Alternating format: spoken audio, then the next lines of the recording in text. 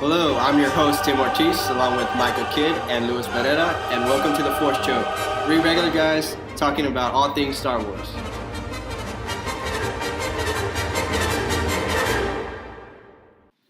All right, let's get right into it. Last episode, one of the topics was about Rey and her lineage. Well, there's been lots of discussion we had off our podcast that we wanted to talk about Rey's Force Vision that she had in Episode 7. One of the chapter that you want to look at of what we're talking about on Episode 7 is called Visions of the Force. I believe that's what it's called. So we're going to be talking about that and what kind of connections Luke and Sidious and Vader and so on had to Rey and who she's related to. Very well said, Tim. Micah, do you have any thoughts on any of that? I know. You brought. You texted me earlier and said that you had some interesting thoughts on Reys Vision. Yeah. Say if you watch the Vision itself, even if you watch it with the closed captioning, there are a few things that are illuminated that you can't necessarily understand within watching it, say, on the big screen itself. And there's some other voices that we hear in the background. So if we want to take it scene by scene throughout the Vision itself, so we can try to isolate some of these scenes. So if the listeners want to go back and check themselves, just to fact check us, if you will, then by all means. So we open up as soon as she touched the saber, obviously. Mm-hmm. It starts in the first scene where it's the hallway that we've seen on Cloud City, where Luke. I'm sorry to interrupt you, Micah, but maybe you can rewind it even further, and just a tad bit, and that box that she has, Maz Kanata, looks very similar to Obi-Wan's box from A New Hope. I don't think it is. I'm not saying it is. I'm just saying it looks very similar. It might be paying some kind of homage to it. Yeah. I mean, I could see that. But I've even tried to research that myself. You can go back even further because I know you were saying off the podcast that her Force, or she really didn't tap into the Force until after she opened this box and grabbed the lightsaber. Yeah. But before that, when Lewis was talking about rewind it even further back, if you do, before when she's walking down the hallway and she gets to the room, okay, that's something that's very important. It needs to be locked up. Like, no one needs to be in that room and touch that stuff. It's very important stuff. Well, she's just standing there, and what happens? The airlock, the door opens up. It unlocks. Did she unlock it herself? No. Like, could it possibly be the Force that she's using to unlock the door? It has to Why be. would it be like, okay, it's calling to her, but someone has to open the door? The Force? Yeah, that's what I'm saying. So was it then at that moment that the Force had awakened? You disagree with that, Micah? That the Force opened the door? Yeah. No, I don't disagree with that at all. Oh, I thought. But I'm not saying that was her. That's not all. Well, I mean, because like off-air discussion, I thought you were saying that the when she opened the box, herself hadn't done anything that we see with Force sensitivity until after that Vision. Yeah. Because you hear a little girl in the background crying. So you're saying the Force itself opened the door? Yeah. For her. Yeah. Or you're saying she didn't will it to open. She didn't will it, but the Force itself willed it to open. Or maybe Obi-Wan was there. Well, because there wasn't a little girl calling out to her from above that she could hear only to her. So that was the Force talking to her, because it wasn't just a little girl, it was herself when she was dropped off on Jakku. Mm-hmm. Right? Okay. You disagree? I can follow along that. No, what I'm talking about, we don't see any of her Force sensitivity until after she has her vision, until after she touched the lightsaber. Mm-hmm. Y'all good with that? We're good with that for now. For now? Yeah, let's keep digging. How rude. So, all right, so the first scene, we're on Cloud City. Yes, Micah. What we've seen in Episode 5, Luke Skywalker is confronted. Well, actually, we're in the middle of the battle between Darth Vader and Luke Skywalker. And then it evolves into a scene where we see presumably Luke, because we could tell that he has a robotic hand, touching R2 by what looks like a campfire, maybe even a storm in the background. And then that scene evolves into a scene where it's raining. You see bodies all around as a person is striking down to where Rey is as they're being tagged in the back by Kylo Ren's lightsaber. And then there we see what we know as the Knights of Ren. And then from that scene, it evolves into seeing a little girl being taken away by Unkar Plutt, which we see on Jakku, who's giving her rations for whatever she scavenged, saying, come here, girl, as she's watching presumably the spaceship that dropped her off is now leaving the planet. And then that scene evolves into the Force scene that we later see in the finale of the movie, where she confronts, well, not the finale exactly, the climax of the movie, where we see her face off essentially Kylo Ren. And then from that, that's when she comes out and you hear two noticeable voices of Obi-Wan, Alec Guinness's voice, and then Ewan McGregor's voice. Now, having that Force vision in itself, that encapsulates what we're kind of focusing on right now. From there, we can go into and dissecting each individual section. All right, so let's dissect. Let's dissect. So, following the captions, a picture that you found, or were there pictures that you found, or you I took actually themselves? snapped those pictures myself while I was watching with subtitles earlier this week. Okay. In the first one, you hear it shows as she's going through the corridor or the hallway in the first section, you hear young Rey echoing no. Yes, correct. And then that's when we hear our first voice that's almost inaudible, but you can hear it. It's very faint. It's Yoda saying it's energy. Energy. Can I interject, guys? Go ahead. Yeah. Of course. I just wanted to mention, I did read an article that said that Rey, I don't want to say deleted, they made that vision shorter, that part of the vision, that Cloud City fight between Luke and Vader, quote unquote, because that's what we're to assume that that's what that scene was. Now, according to what I read, Rey was supposed to see a young boy in that scene, which I'm assuming is young Anakin Skywalker, maybe, is what I'm assuming. They never really said who it was, but there was supposed to be a young boy in that scene that she was looking at. But in that corridor?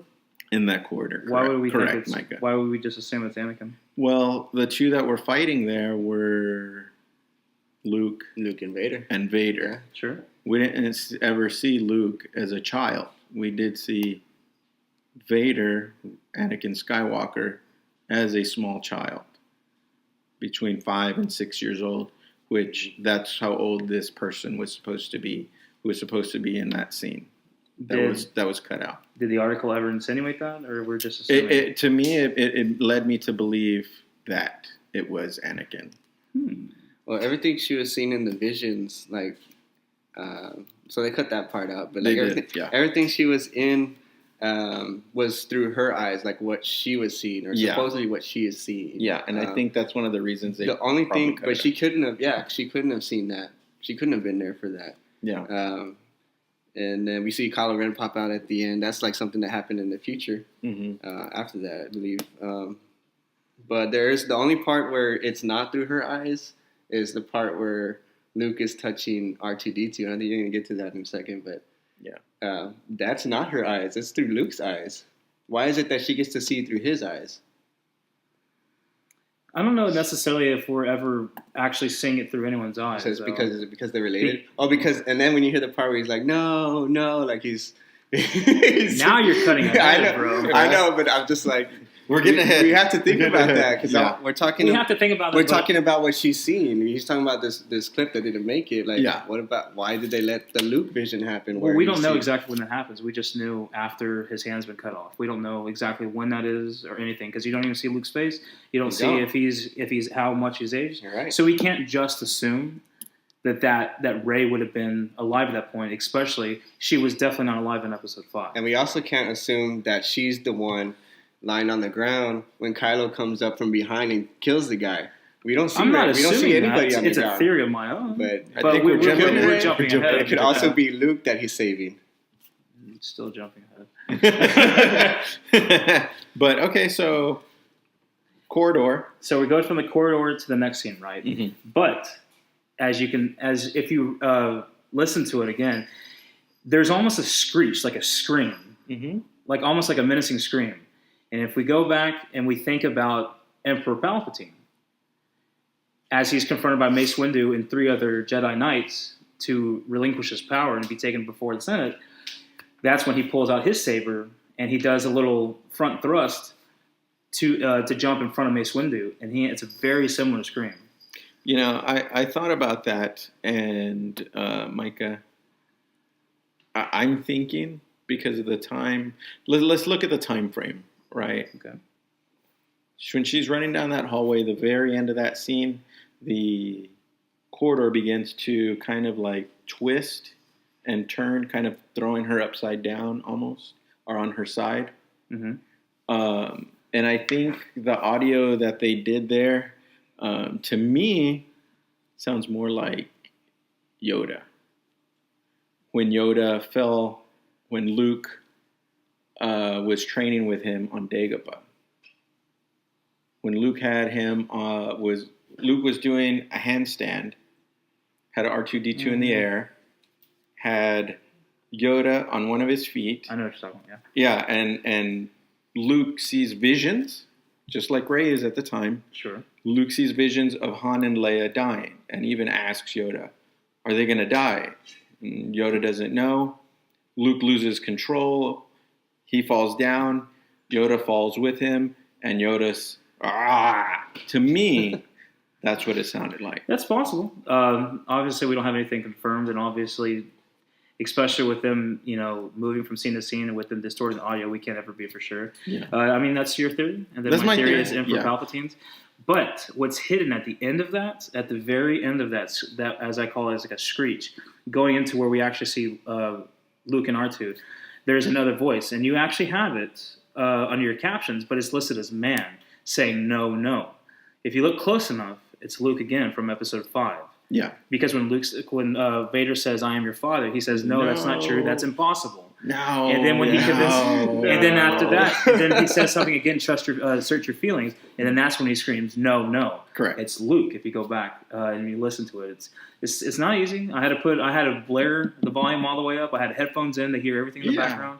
So I think that was interesting because I even agree with that. on the captions I had, it didn't even show that one. So I'm surprised it showed on yours. But even then, they had it programmed as man. Yeah. They didn't define it as Luke, but you can hear it. And Tim and I were kind of discussing that right before you arrived. On mine, my Blu-ray copy, I put it on subtitles for the hearing impaired. Mm-hmm. And on mine, it says unidentified man. It doesn't just say man. It says unidentified man. Which was interesting to me because man is just like, it's just somebody. Some random. Unidentified means you might know them, but we just haven't identified who it is. Yeah. In my opinion, because later on in that scene, in this scene that we're discussing, and I'm jumping ahead a little bit now. No, that's cool. Where Kylo Ren sticks somebody in the back with his saber, you hear another no. Yeah. Now, in those subtitles that I saw, that one just says man, no, as opposed to the other one that says unidentified man, and then a no. Well, that means we can assume that the no is coming from the person he stabbed versus someone else not being there. Yeah. But I mean, that's a good point. But like I said, the closed caption I saw didn't even pick that up. Yeah. And that was from the closed caption provided by the movie itself, but when I watched it through Apple, off of the digital copy from the Blu-ray when I bought it. Yeah.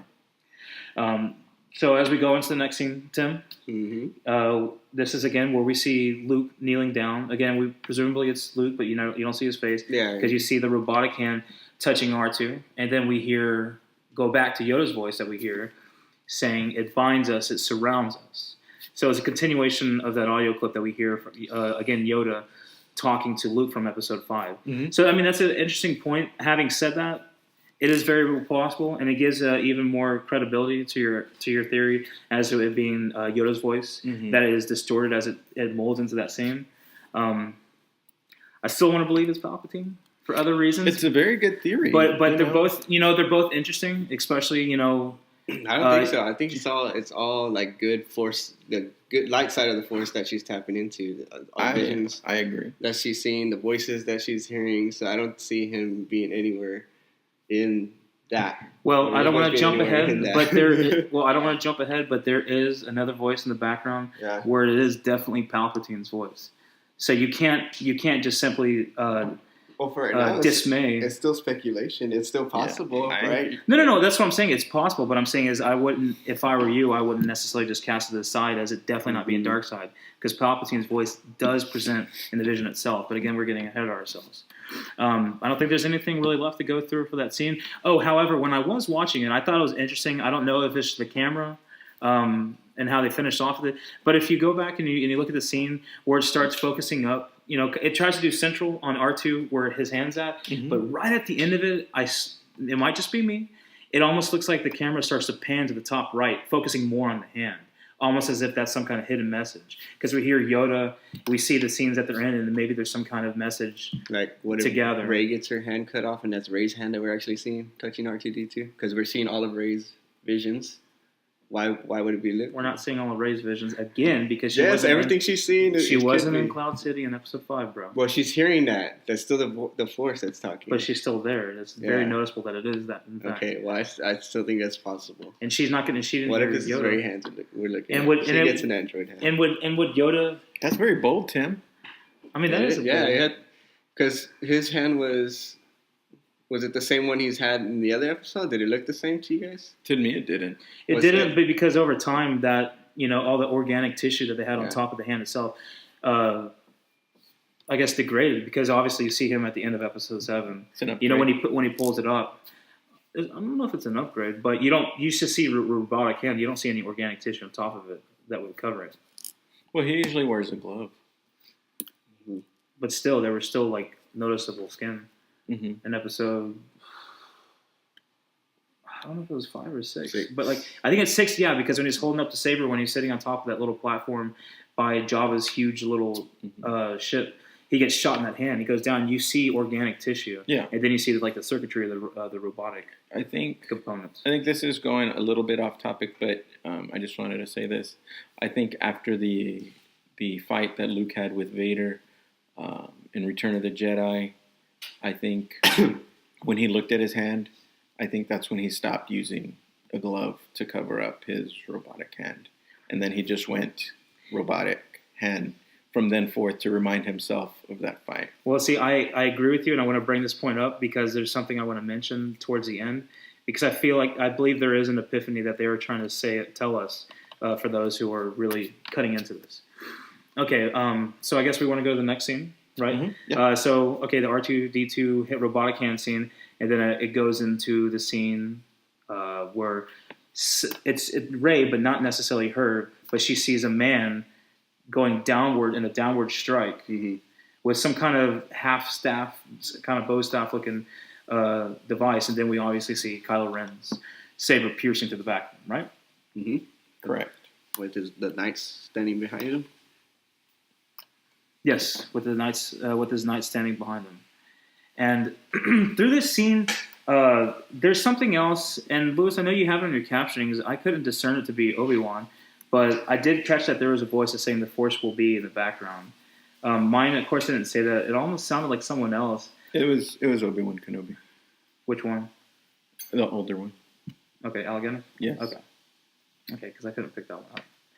And then through the continuation of that, there's something else. I feel like there's something else that is said after that guy fell, and it shows Kylo Ren as he's about to walk forward to where Rey was standing, whoever was there. Mm-hmm.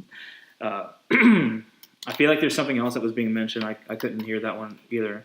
It sounded like there was something. I knew, that's what I was saying. Like there's something there, but to me it almost sounds like it's not human. It sounds like it's a droid. It sounds like it could be R2 or C-3PO. It sounded more like a voice, not necessarily a body, to me it sounded like a super droid. faint, though. Yeah, it is. And I see what you mean. Short. Well, more like C-3PO, you mean. Yeah. Like the voice, but him being a robot. Mm-hmm. It's possible.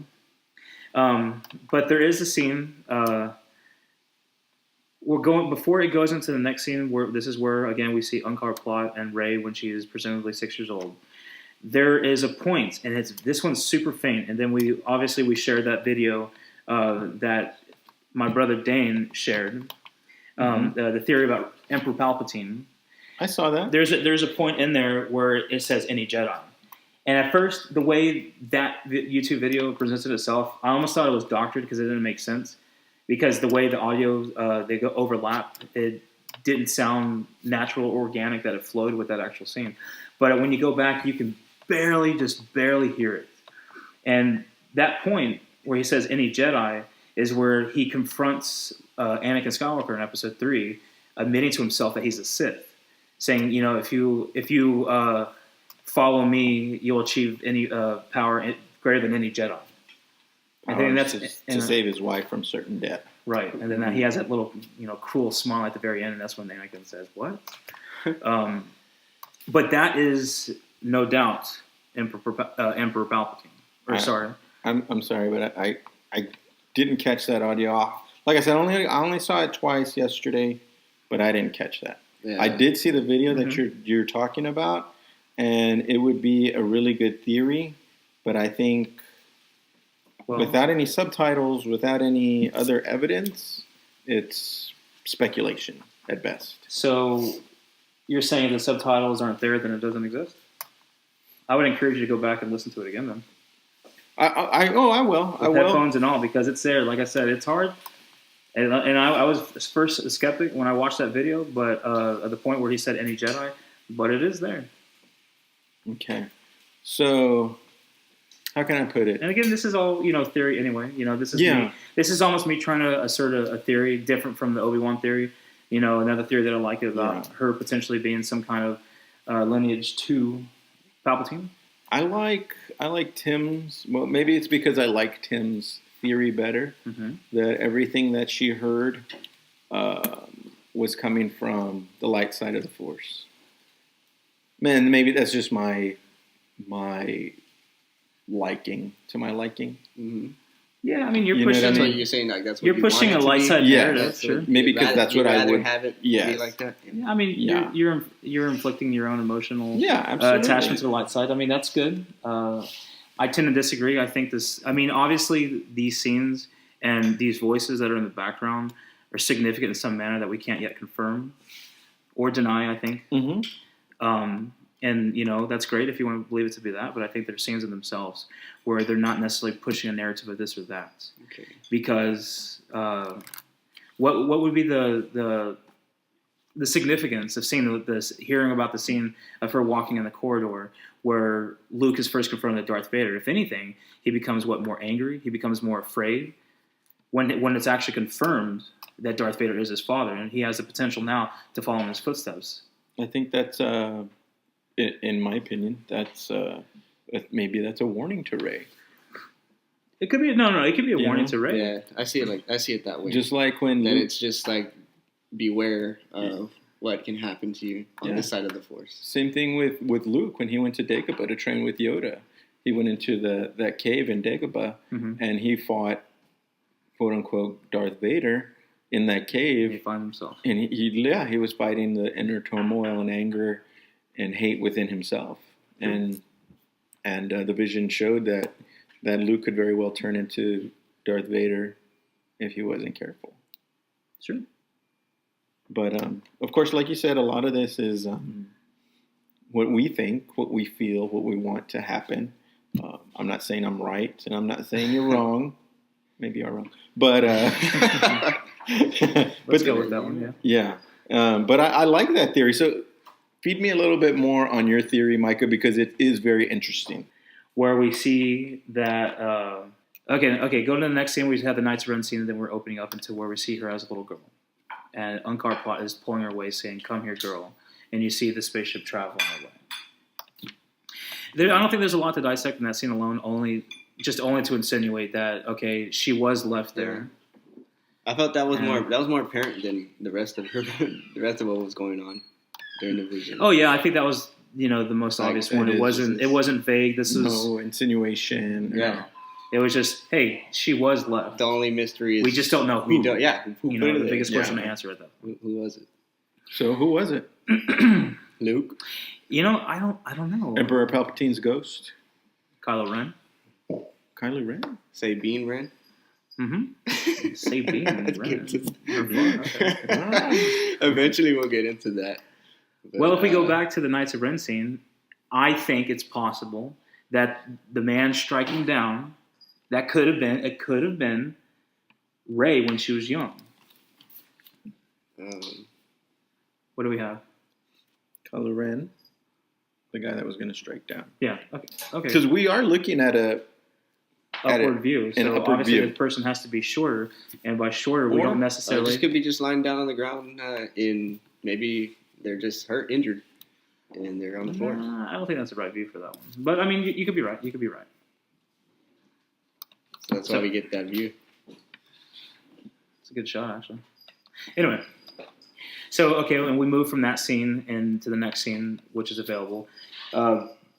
You see the ship leaving, and then it molds into the shot, or revolves into the shot where you see snow starting to surround Rey, and she's going into the scene where she walks through the forest, and before we see the next person, we hear Rey, we hear Alec Guinness's the episode 4, episode 5, and episode 6 Obi-Wan Kenobi, played by Alec Guinness. Yeah. We hear Rey, and before you actually send it to me, that's what I want to talk to y'all about.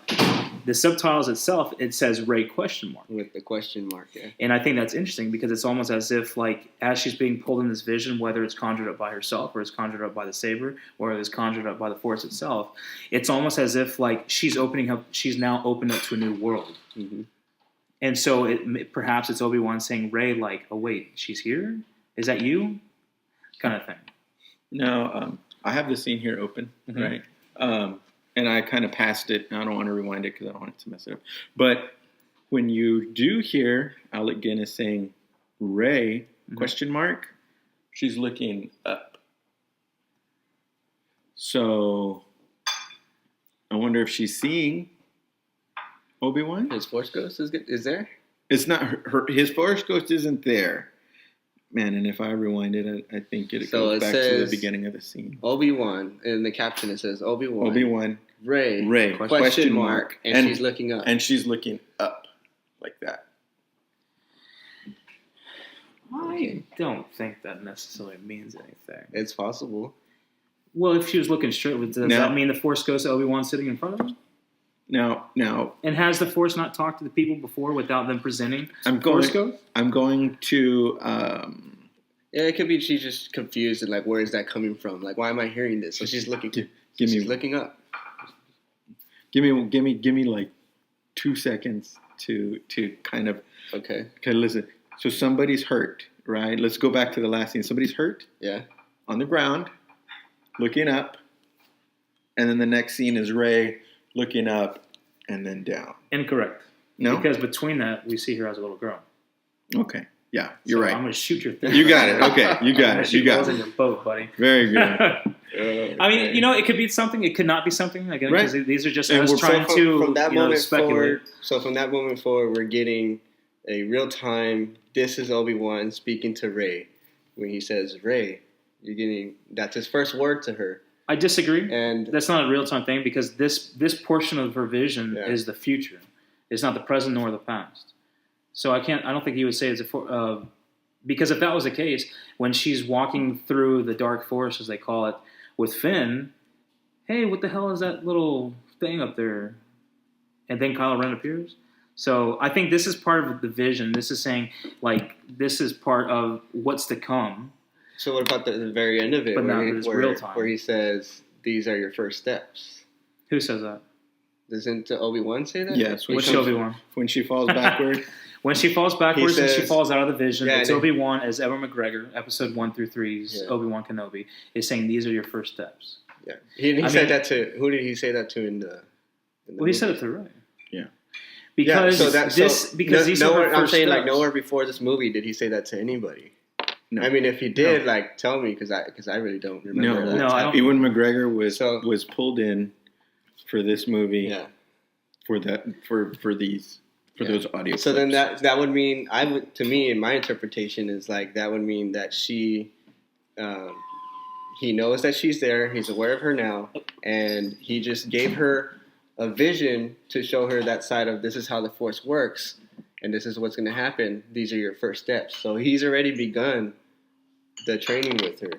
No, I agree on that point, but I don't know if we can simply. Like I said, I don't think she's walking through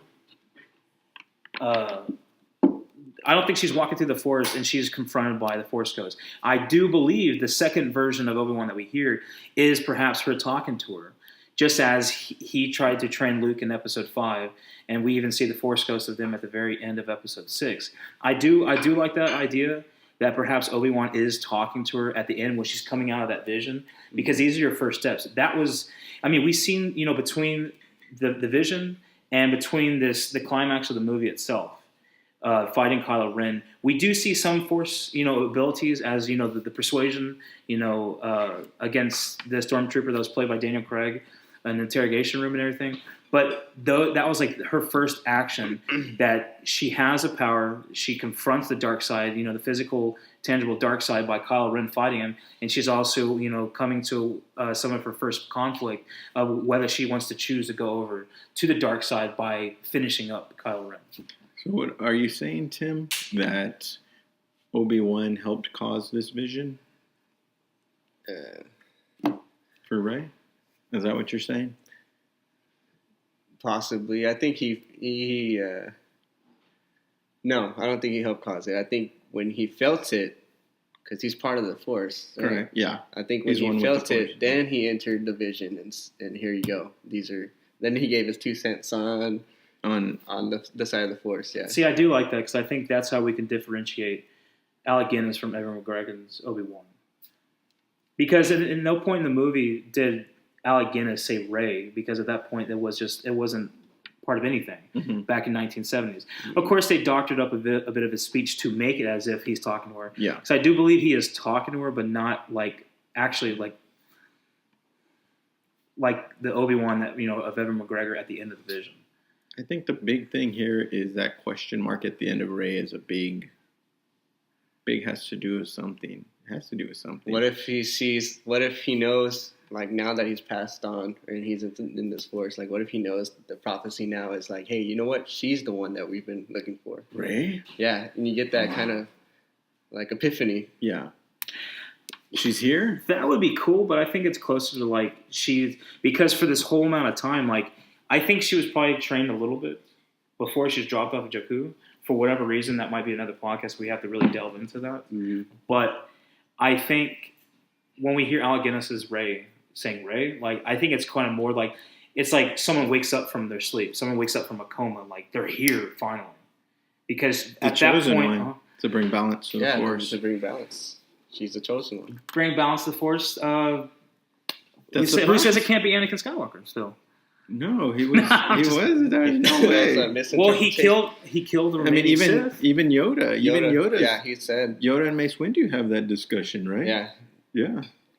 When? That it was a misinterpretation on the prophecy. Yeah. That it wasn't. No, they said wasn't a misinterpretation. No. But that was prior to the events of Episode 6. And Anakin Skywalker helped kill the Emperor, and those were the actually only 2 Sith. There are dark side users. There's light side users. Just because you're a light side user doesn't mean you're a Jedi. Just because you're a dark side user doesn't mean that you're a Sith. I think if you're on the Jedi Council, yeah. But it's still an interpretation because that they had failed, like their visions had failed them. Like they were admitting that we messed up. Like I think they were failed by the visions, yes, but it doesn't necessarily mean that they were wrong in that. They were questioning whether they were wrong or not.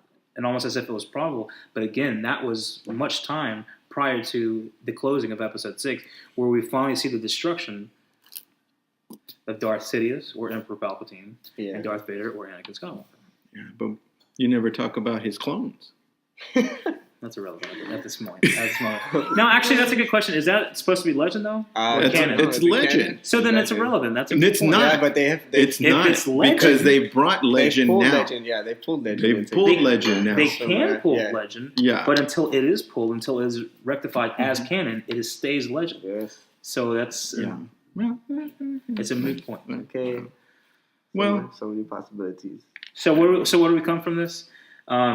There's much more evidence, I think, that we can see from the visions, pulling them all together. There's more voices. There's more evidence that we can suggest one way or the other, depending upon how you like the show.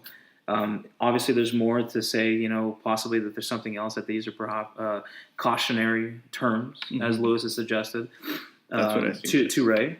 And to me, I think there's a more insidious message from perhaps Darth Sidious that there are things there that, you can choose to ignore or not, but they are there for a reason, and they're hidden for a reason that Lucasfilm didn't put those in plain sight by accident. I don't think it's plain sight. You need to go back and listen to it, man, because it's there. If it could be there, but in plain sight to me would be, I mean, even when you watch it at the theater, when I did, I didn't hear Yoda's voice. I did. It took the second time. Though. It took the second time, so that's not in plain. To me, that's not plain view. Okay, if we have a 1,000-piece puzzle over here, and there's like a little itty-bitty dot on one of them, it's in plain sight that the puzzle's there. Just because you can't see that little minute thing doesn't mean it's not there, and that's in plain vision. So what I'm saying is that the message is there. We have it on video, we have it on Blu-ray, we have it on digital download, where we're able to go in there and isolate certain things, and that's more than likely why they didn't give us more than was provided. But there are things there that I haven't heard anyone talk about. There are things there that are on the caption that people just barely heard, and there are also other things that I don't think you could deny that aren't on the caption. Because, an example, Luke saying no. It says unidentifiable man, as you mentioned, but it is Luke from Episode 5. Yeah. And just because you can't find it, it doesn't mean it's there. Again, I encourage you to go back to look at it. You do hear the voice of Emperor Palpatine. Well, I'm going to tell you what. I'm going to get with Lucasfilm, because that is unfair. What's unfair? To hearing impaired persons that should be on the caption. That would be unfair. Don't you think? Because leaving out the information that we're getting to the handicapped people. That's not good. That's Touché. not cool. That's a problem that you, again, as you said yourself, go take up with Lucasfilm. Yeah, you have to. I can't help you with that. Tim? I agree 100% now. That Thank you. Thank you. That we're given the information that we need. Move along. And this Star Wars podcast has not just become political, and I just want everyone to know listening that it wasn't me who started that narrative. Yeah. I think it's almost time to wrap it here. So we're going to leave it to you guys. Feel free to leave a comment on what your thoughts are on the Reys Vision. Absolutely. We encourage it. And maybe we can argue with you guys on the comment section. So just have fun with it and have fun watching Star Wars. Signing out. Thanks for listening to The Force Choke. Head over to our website, theforcechoke.tripod.com, for updates and videos. If you'd like to become a supporter of the show, head over to Fundly. That's fundly.com. Remember to subscribe to us on iTunes, YouTube, and give us a like on Facebook. This podcast is not endorsed or sponsored by Lucasfilm, 21st Century Fox, or Disney, and is for entertainment purposes only.